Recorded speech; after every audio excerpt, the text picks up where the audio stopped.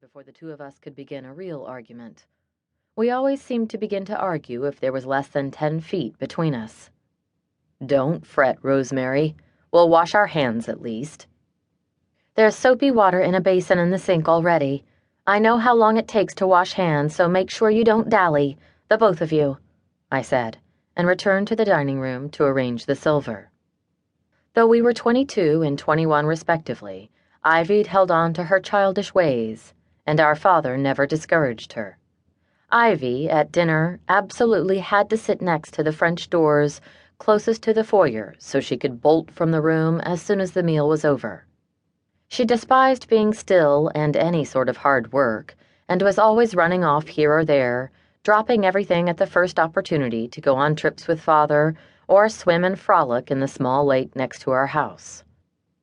My wild little sister Ivy made the promise I'd given my mother to watch over her difficult to keep. She was different from the rest of us in both demeanor and appearance.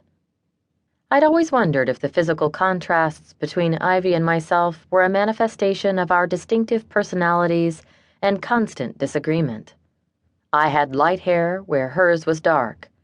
I carried more of our father's looks, though my hair was not quite blonde enough and my face had more angles. When I was a little girl, still free to daydream about things, I liked to imagine that our parents picked up bits and pieces of the distant lands they'd explored, and Ivy and I were born with those traits as well.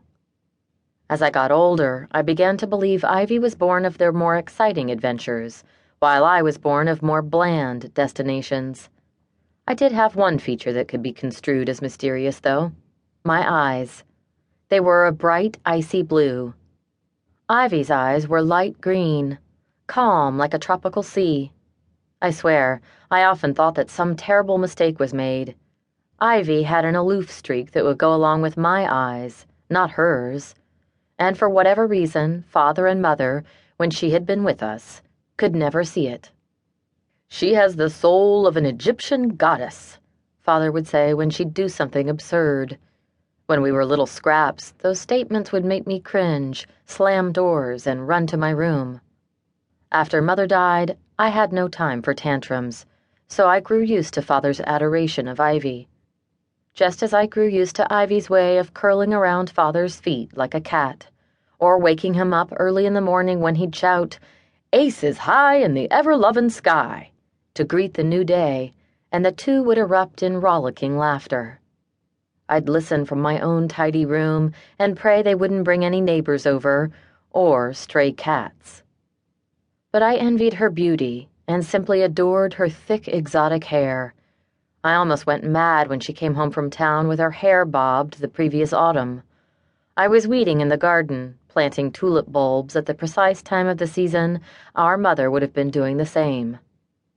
"Ivy, your hair," I said, getting up and pulling off my gloves so I could touch the ends that angled in toward her face.